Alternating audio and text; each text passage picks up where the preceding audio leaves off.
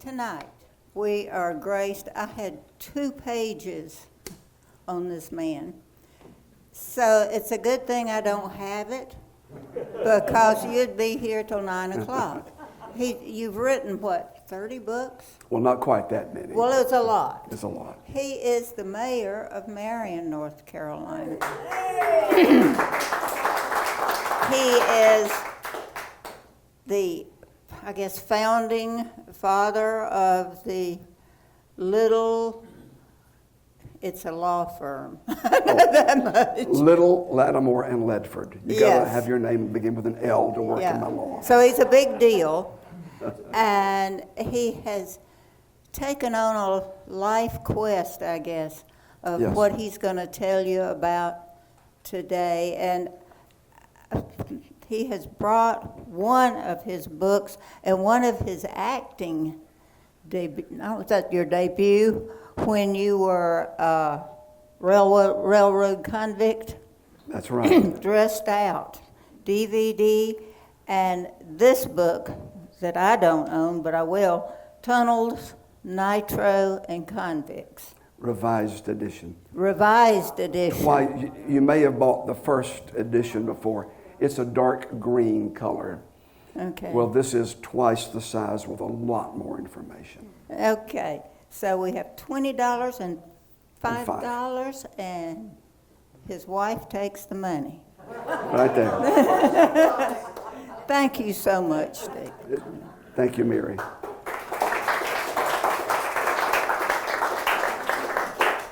It is a pleasure to be here, and I thank you so much for coming out to listen and maybe learn just a little bit.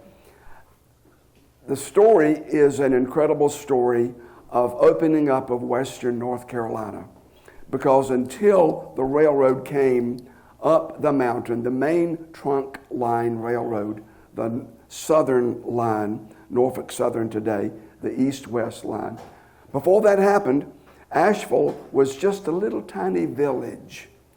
Nothing much going on in Asheville. There were more pigs by far than there were people in Asheville at that time. And it truly was a remarkable transformation of all of Western North Carolina. But the reason it took so long, the railroad started in the East Coast, and it came west across the flat coastal plain of North Carolina. Then it got up to the Piedmont, where there were some rolling hills.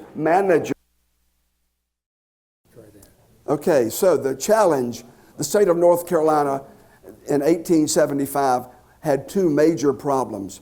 One was not enough people, because with the Civil War killing so many men and boys, there was not a source of manpower to do a huge project. The second problem was no money. There were so many needs that the state had after the Civil War of infrastructure rebuilding all over the state. They didn't have enough money. So how are they going to do this project to get the railroad up from the valley at Old Fort, up climbing 1,000 feet within 3.4 miles to get up to what's now called Ridgecrest, just outside of Black Mountain? They made one decision, and they solved both problems. They went to the North Carolina State Penitentiary and said, we're going to use convicts to build this road, and we're going to pay them nothing. So that's exactly what they did. There weren't enough convicts, so word was publicly put out. We have located articles from newspapers back in the 1870s where the sheriffs are encouraged by state officials, arrest more people, and particularly former slaves. They were the target of this. If your skin was a dark color, it was like you were wearing a bullseye on your back, because they were arrested under the Jim Crow laws, for offenses that really weren't offenses, for minor things that if there had been a Caucasian, a white-skinned person, it would have been ignored, or they would have paid $1 fine and go on their way. But because they were black, They were sentenced to 2 years to 5 years, hard labor in the North Carolina State Penitentiary. And it was for that reason. This was not one of these wink and nod things. This was publicized. This was going on. So the prison system supplied convicts. The first load of convicts were shipped not in a passenger car, but in a box car, linked in groups of 5 with their wrists shackled to each other and their ankles. Took 2 days to get from Raleigh to the point where the tracks stopped, just west of Old Fort at a place called Henry Station. 2 days. During those 2 days, they stayed shackled together in groups of 5. They did not get off the boxcar. In the far corner, there was a hole in the floor for necessary purposes. Imagine what it's like. You are shackled with 4 other guys, and it's in the middle of the night, and you gotta go. You can't see because it's dark. But you've got to get there. So you've got to clamber over people who are not your friends to start with. This was miserable, but this was the way they were transported. October of 1875 was when the first shipment of convicts arrived at Henry Station, and they began doing their work. I will tell you on another occasion all that they did. Or you could, if you wanted to, you could buy this book for $20 and you can read it, and it tells you in significant detail what they did. But one of the things that is significant about this whole plan is they were living in 5 different bunkhouses spread out across the distance from Old Fort up to Ridgecrest.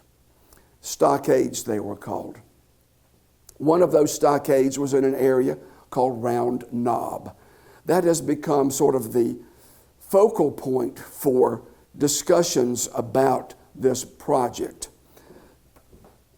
It is just a few miles north of the old Highway 70 at Old Fort. There are a couple of monuments, but the main monument at Round Knob is Andrews Geyser. If you've not heard of Andrews Geyser, you can learn about it in this book. It's an amazing thing that was created as a marketing device for a 5-story tall hotel built out truly in the middle of nowhere. You could not get to it by a dirt road. You could get to it by train, and that's the only way you could get to it. Now, the convicts looked similar to this. This was not taken of the group that worked on this segment between Old Fort and Ridgecrest. That segment, by the way, was called the Mountain Division. And there's the way I know that this was not taken there. It was taken between Ridgecrest and Asheville. I don't know the spot, but here's how I know that. Because the state of North Carolina had bought the Western North Carolina Railroad Company in 1875 in a bankruptcy sale after the top 2 officials embezzled $2 million, which was the entire construction budget for that entire railroad. $2 million in 1875 would be about like $2 billion today. But the state bought it. And what did the state do with the railroad? They had no expertise, so they let a committee work on it. And it was dreadful. But again, they didn't have the money that a private company would have. So that's why I know that this picture was not of this group, because you see 2 shovels, you see metal lunch plates, you see metal little tins, buckets. They didn't have those on this particular project. Their prime tool was not a shovel. You would think it would be. It was not. It was not a pickaxe. Their prime tool that they used to clear the path 15 feet wide, 8.5 miles as it loops, climbing 1,000 feet, was a flat rock.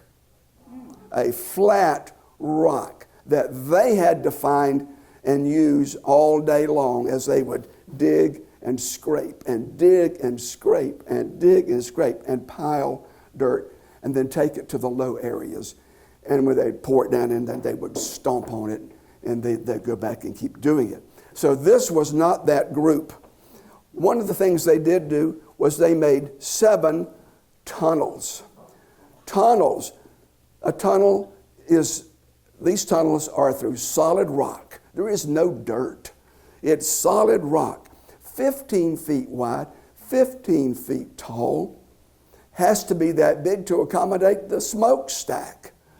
So, and it has to be that wide. And this is one of the tunnels. This is Lick Log Tunnel. Oh, they all have fascinating names. But this, if it were not a misdemeanor, you could go out today, and I'm not going to tell you whether I have done it in the last 30 days or not. But you could go in there, if it were legal, and you could touch the rock, which is exactly the way it was left when the convicts finished. Pounding it with sledgehammers. They used a little bit of black powder, and they used a little bit of nitroglycerin. First use of nitroglycerin in the southeastern United States was on these tunnels. An incredible task. The shortest tunnel was 87 feet long. The longest was 1,682 feet long. That's 6 football fields, end to end. That's the one where the man in charge put a work crew at each end to work toward the middle. In the 1870s, starting at the opposite ends, working to the middle, he had the intelligence, the engineering skill to tell them, here you go 1/4 inch to the right for 12 feet. And then, how could that be done? I don't know, but Major James W. Wilson did it. And you can learn about Major James W. Wilson in this book. I did a presentation to his family reunion in Austin, Texas, about 8 years ago. They paid my way to go out and perform this program in my convict costume for their family reunion. Major Wilson was a genius, but he figured it out. Keep in mind, for the convict, from the convict point of view, when they start going into a tunnel that is just being started, and say they're going 100 feet, you go in 25 feet, and it's dark. Totally dark. You can't start when you're building a tunnel of 15 feet tall in the 1870s at the ground level. You start where Major Wilson identified the spot, at the top. And you work in at the top, and then you chisel your way down to get to the level. And he tells you when to stop going down because he knows how to calculate that. But think about this. They're walking into not a tunnel. It's not yet a tunnel. It's nothing but a deep, dark cave. They're walking into a cave. Most of these African American men who were assigned to this project were from eastern North Carolina. They'd never seen a mountain. They'd never seen anything like they saw once they were shipped up here. They were terrorized from the first day they arrived. Their experience, those who were near the ocean, was they would go to the beach, and as a storm was around and big waves would come, the big waves would come, and then they would fall down on top of them. And their fear, when they got off that boxcar and they saw the trees and the bushes and the rocks and the dirt, it's up in the air. Well, it's going to come falling down. We're going to get squished. Until they were told, them's just mountains. They're going to stay there. I don't know about that. And then what I've seen. So they're going into a cave. And they have the further fear, all the noise, all the hammering. And they have to go in and pick up the pieces and bring them out. What if, when they're reaching down to pick up a big piece of rock that might weigh 30 pounds with sharp edges, poking in their belly, causing them to bleed in their arms and their stomach, and having to take it out on a rough surface that's not even. But the biggest fear, what if all that noise has waked up Satan?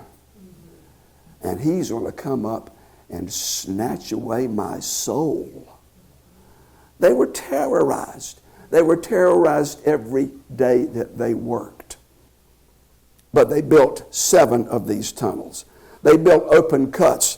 This is the Salisbury, which is the name of this locomotive, going through an open cut. An open cut is like a tunnel without a lid. It's just an open area. Some open cuts were dirt. Some were rock. The angle, you can tell because of the steep angle, these are rock. Now, I show you these things to give you some background. I was a member of a group. Professor Dan Pierce at University of North Carolina at Asheville, history professor, a good friend of mine for 50 years. He called me a couple of years ago and said, Steve, I've got an idea, and you have the knowledge of how to do this. What do you think about if we band together and get a group of maybe a dozen or so people, raise some money and put a memorial up to honor the convicts who did the work of building this railroad? That had never been done. No public recognition had ever been given to the convicts. I said, Dan, what a wonderful idea. I'm embarrassed that I didn't think about it myself. We did that. We thought, well, within 5 years we could raise the money to put a memorial on the grounds of Andrews Geyser. We met in July, discussed it for the first time. The next year, in October, we had a dedication. And a picture of that memorial is in this book. When we did that, we thought we were finished. But I had talked with our committee enough that they learned, no, we have more we need to explore, because at the stockade, which was not even a quarter mile from Andrews Geyser, in the Round Knob area, there have to be convicts buried there who died. Many of them died in their bunk. Some died on the job beside the tracks. Those were buried in a hole right beside the tracks. Dig a little hole, throw them in, take off your hat, keep working. That's the way that went. But there had to be. And another incredible thing happened. Let me find this. A friend of mine who lived in Ridgecrest, and I got to know her many years ago.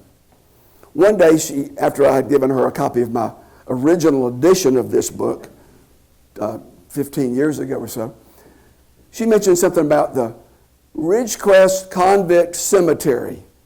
And I said, the what? I've never heard you mention that, Betty.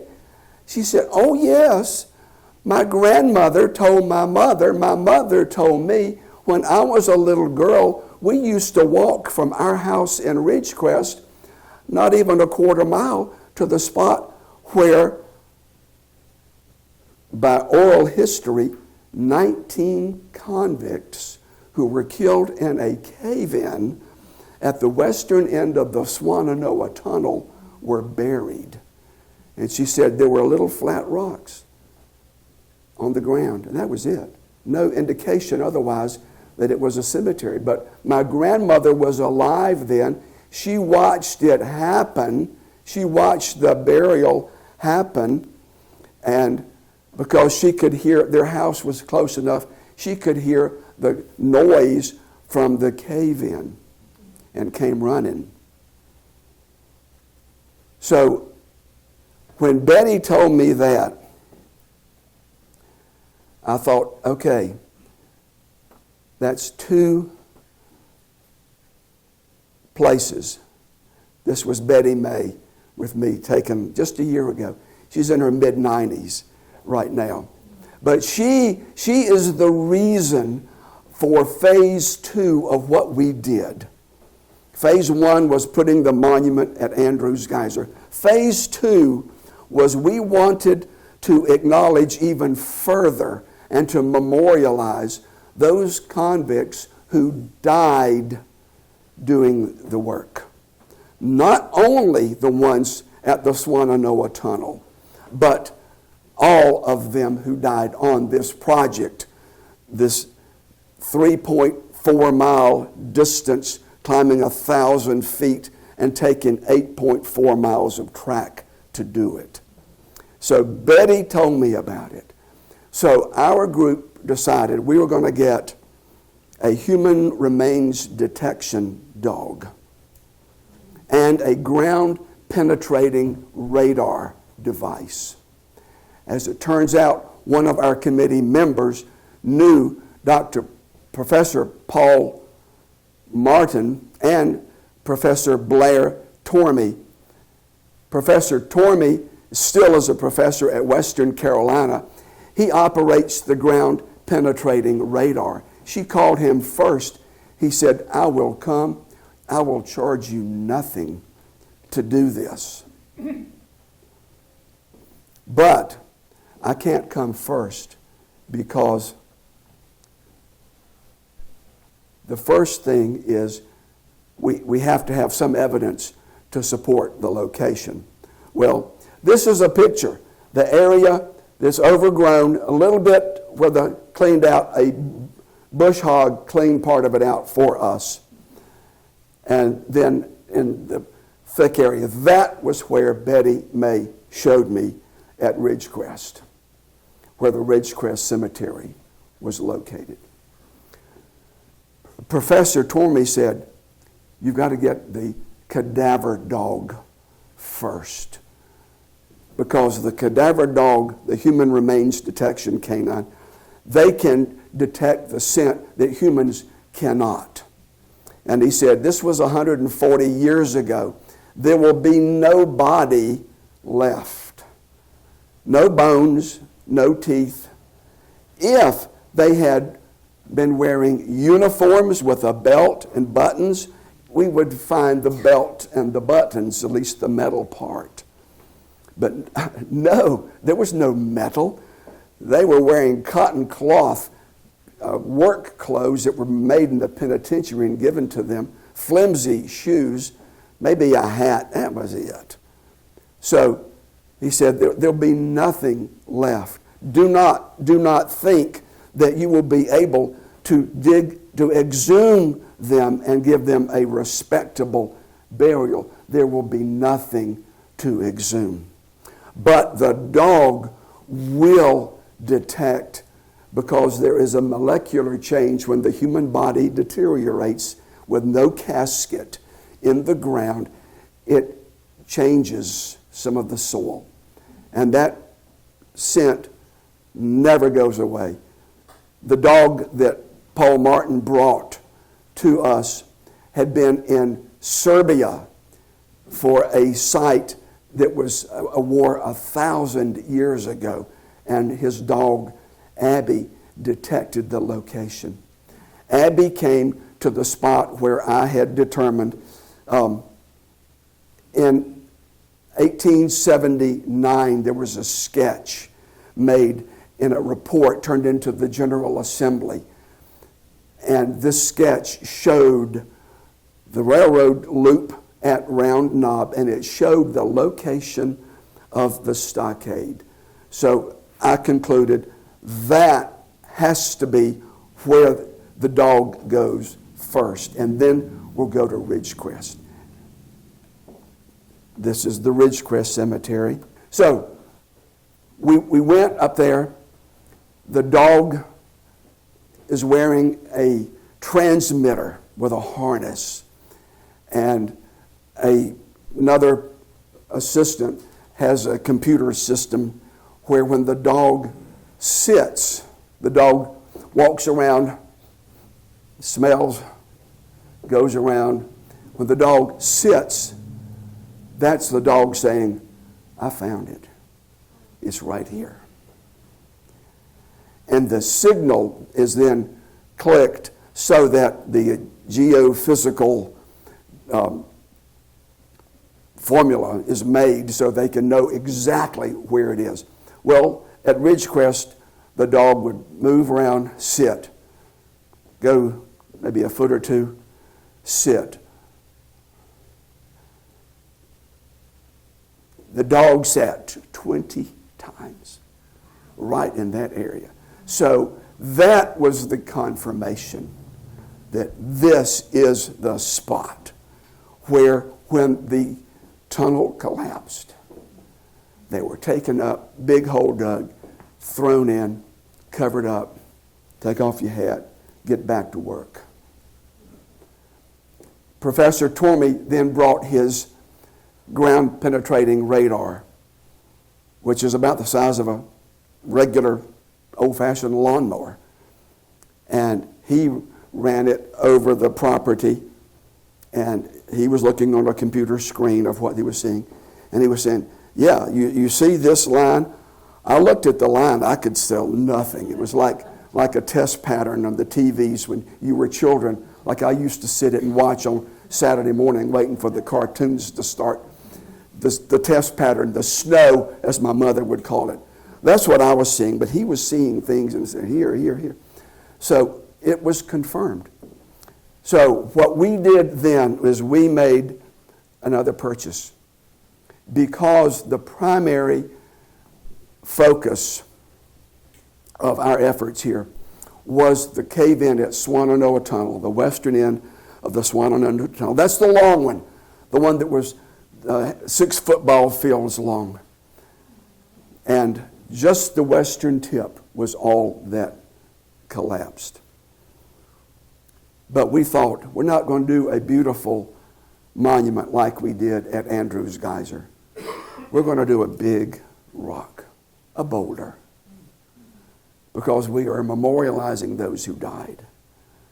And this is how they died, when rocks like that fell on them. And I will read to you what it says. Dedicated to the incarcerated workers who died in the construction of the Mountain Division of the Western North Carolina Railroad between 1875 and 1879. The workers, most of whom were African Americans arrested under unjust Jim Crow laws put in place as an extension of slavery, labored under dangerous, brutal, and unhealthy conditions. According to North Carolina penitentiary records, at least 139 perished from disease, accidents in tunnels and other areas, or were shot while trying to escape a living hell. Forensic research in 2022 indicated that some of these victims were probably buried in unmarked graves near this monument. And then there's a quote. No stone in the ground can make up for a life. And yet, we must try to honor those lives and to account for this history as best we can. It is the very act of attempting to remember that becomes the most powerful memorial of all. So this was dedicated last October. And it is on the edge of the public road up at Ridgecrest, Yates Avenue. And it's mentioned in my book as well. Abby the dog was a chocolate lab, about 2.5 feet tall. But Paul Martin, the handler, said, you can get within 20 feet, but do not attempt to pet her. Do not make little noises to attract her attention. She's working. She is working. So, she was a beautiful dog, and it was tempting, but she was working a very important job, and she found these places. At Round Knob, the same thing. She would walk and she would sit, and she would walk and she would sit. And so both places were confirmed, but we had one monument already at Andrews Geyser, so our monument to the convicts who died was up at Ridgecrest. So, one of our members had done some research with newspapers, old newspapers, through newspapers.com. Some of you may be familiar with that. And found some names from little articles of convicts who had died, been shot while trying to escape or whatever. And then inexplicably, last summer, I learned something that I thought was not possible. I learned that even though I had seen materials that said repeatedly, and I'm going to show you just a little bit of this, a report of the commissioners of the Western North Carolina Railroad issued in 1876, submitted to the General Assembly. A few little facts that are interesting. This was the report from this commission. Guards up on the mountain are paid up here $13 a month. In Raleigh, they're paid $25 a month. But here's the rest of the sentence, and this is quoting from there. And much of the cost of keeping these creatures is greater there than in the mountains. Creatures. Not people, not even convicts. Creatures. So that tells you they were not regarded highly. This is the same report that documents the first several shipments of convicts. October 19, 1875, 35 men. A few weeks later, 60 men. A few weeks later, 50 more men. All the way over to June 15th the following summer. So about 9 months, 300 convicts were up on the mountain working by that point, by June of 1876. And the women? There were some women, not many. This was a report by the state warden of the prison system in 1878, November the 1st. This was a significant document that I found in doing my research. And I digress to say, I began doing research on this when I was a junior at Wake Forest University, studying and doing my history major thesis. And that's what I chose to write about. And I dug and I found these reports in the dusty books in the stacks at the Wake Forest Library. Well, in this report by the state prison warden, there are multiple tables of different demographical statistics. Like here, for example, they call it nativity. Well, what they mean by nativity is, where were you born? What state were you born in? And there are about 15 to 20 states that are listed here. No names, just the number from Alabama, the number from Florida, the number from Georgia, born in. And of course, most were born in North Carolina.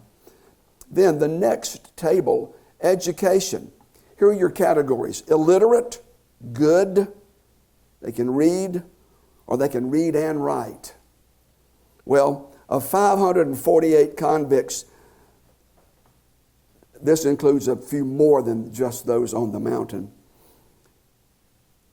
407 of the 548 were illiterate. They could not read or write. Only two could read and write well. 60 could read some, 79 could read and write some. But it's there. Education was that demographical category. The next, occupation. All these different people. These are the prisoners, the convicts. This is what their job was before they were incarcerated. Starts out with bakers, barbers, blacksmiths. Goes on down, includes carpenters, cobblers, cooks, farmers, engineers. There were a couple of engineers who were in here. The majority, of course, the vast majority were common laborers, hourly laborers. There were a couple of teachers in here. And they, if their skin was black and they were a very intelligent teacher, didn't matter. All that mattered was their skin was black. Their offense was breathing while black. And they were arrested. Not really, but that's about what it amounted to. So that's a category that we're told about. We're told about the age when they were brought into the prison system. Under age 20, a very large number, under age 20, teenagers. The largest group was 20 to 30, and then it's in 10-year increments up to 70 to 80. So some of us old guys were still at risk of being sent up here. The gender, the sex, but it's also broken down by race. White males, out of a total of 548, 59 were white males. 465 were black males.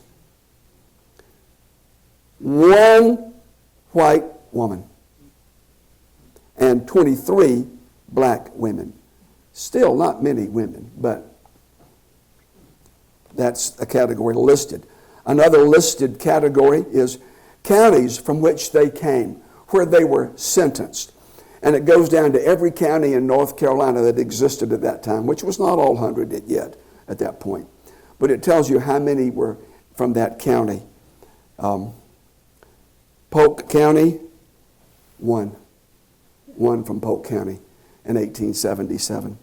But that's the demographic. Term of the sentence, how long was it? The shortest sentence listed 4 months. And there was one person in 1878 with that. The largest sentence was 2 years, 144. That's the most number of convicts had that length of service or sentence. 124 were 3 years. 10 years were 58. And there were 7 in each of these 2 years, 1877, 1878, 7 who were sentenced to life in prison. And they were working up here on the railroad. Then the offense. What were they charged with? A wide variety of things. And their number of imprisonments. Were they repeat offenders? And if so, how many times? Most were not. Most were first offenders. But that was in there and that was listed. When I saw that, with all that detail and all these different demographics, but no names listed, and I did my other research and I found no names anywhere else listed, I concluded they didn't even keep their names.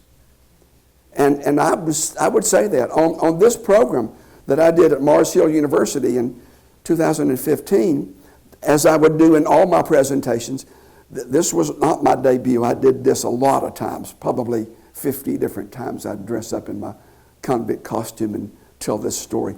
It would change a little bit every time I would tell it, depending on what I wanted to focus on for the night. But I mentioned in there, they weren't even thought enough of to have their names recorded. But I learned last summer, oh, but they did.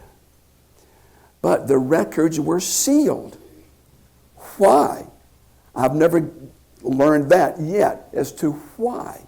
But it took an act of the North Carolina legislature where this provision was stuck in along with bunches, what's called an omnibus bill, where it has lots of technical corrections, and they've stuck this in. And a few of the key people at the Department of Cultural Resources and the prison department, they knew about it, and they had no legitimate justification for not freeing it up. So what they said is, any records that are over 100 years old, they're released to the public. So when I learned that, I thought, how quickly can I get to Raleigh? And that's the book. That book is about 2.5 inches thick. It's about this wide. It's about that tall. And it was heavy. And so they brought it to me. And I opened it up and I began to look. This started with 1864 and it went to 1881. I wasn't interested in all of those years. I wanted to know 1875 to 1879. So I turned to the pages to find the information about the prisoners for those years. You can't see it very well. The top entry up there, escaped November 20-something, 1875. The next one, discharged. You can leave your prison sentence one of 5 ways.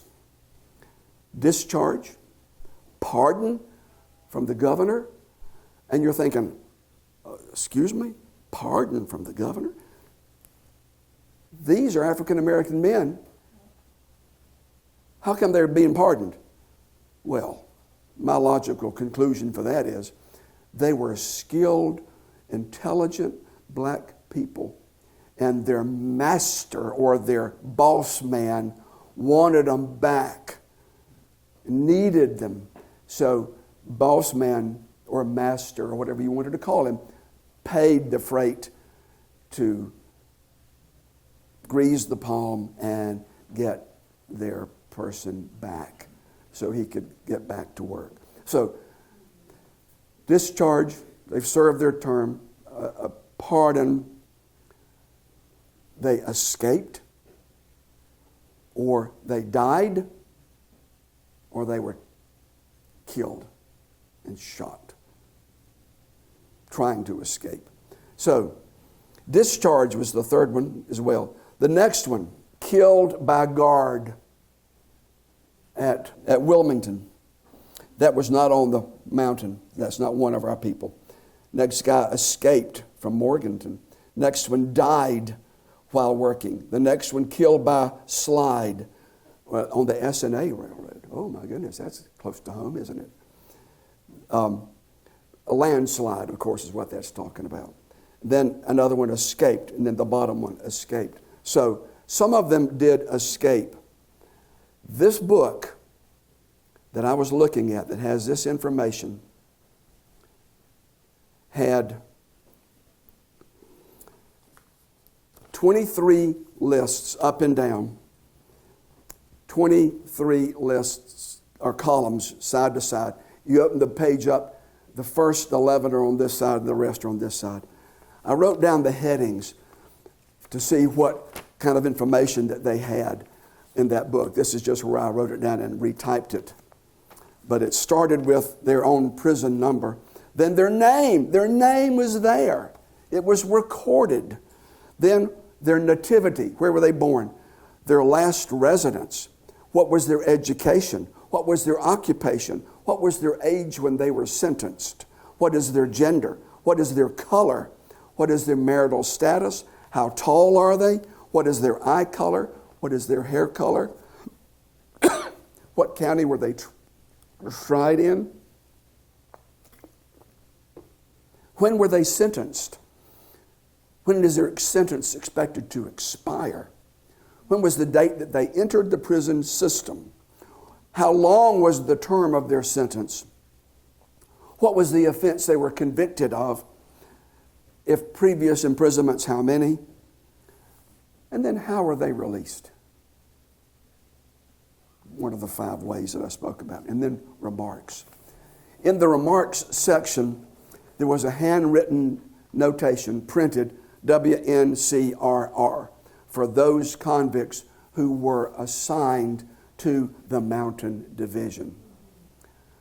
And as excited as I was to see that, and I was very excited, I spent 4 days in the research library in Raleigh writing all this, copying it down to get all of this information. But then, and I was very excited, but then I realized, wait a minute. The number of convicts who had WNCRR written beside on their column by their name, there were only 311. How many died of that 311? 91. That's about 30% of the people who were convicts did not make it home. They died for whatever reason.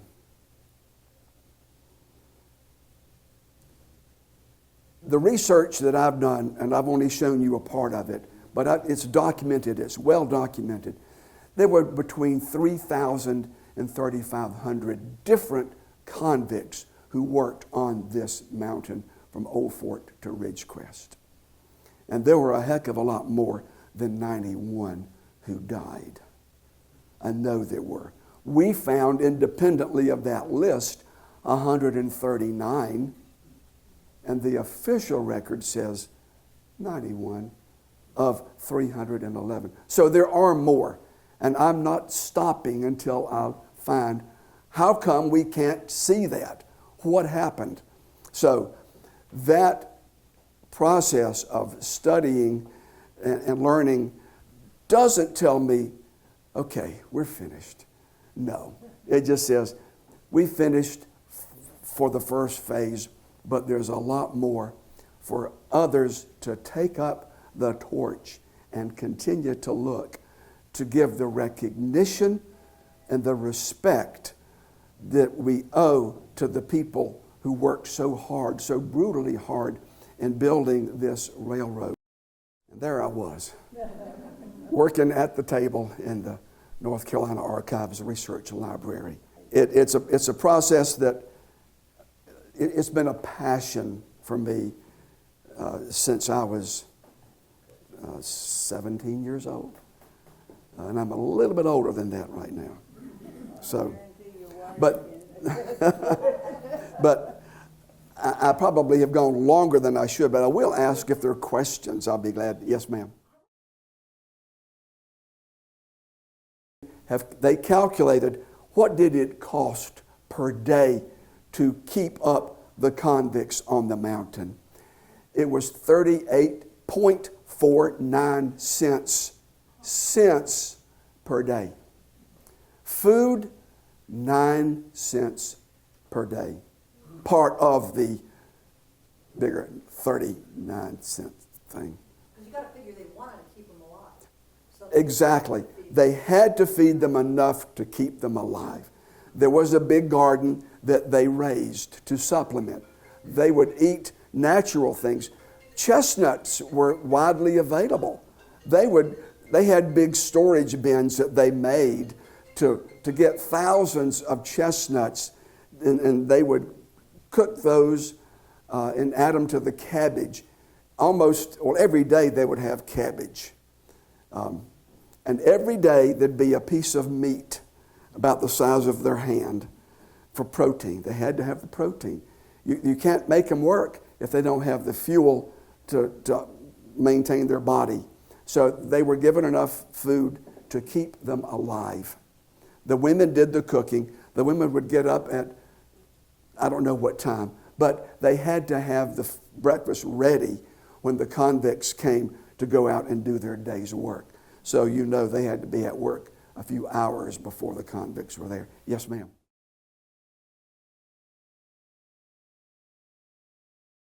Many of them did. We know that they did because of the statistical data of their occupations. That reflects a lot of these were smart people. but their skin was the wrong color. So it didn't matter how smart they were.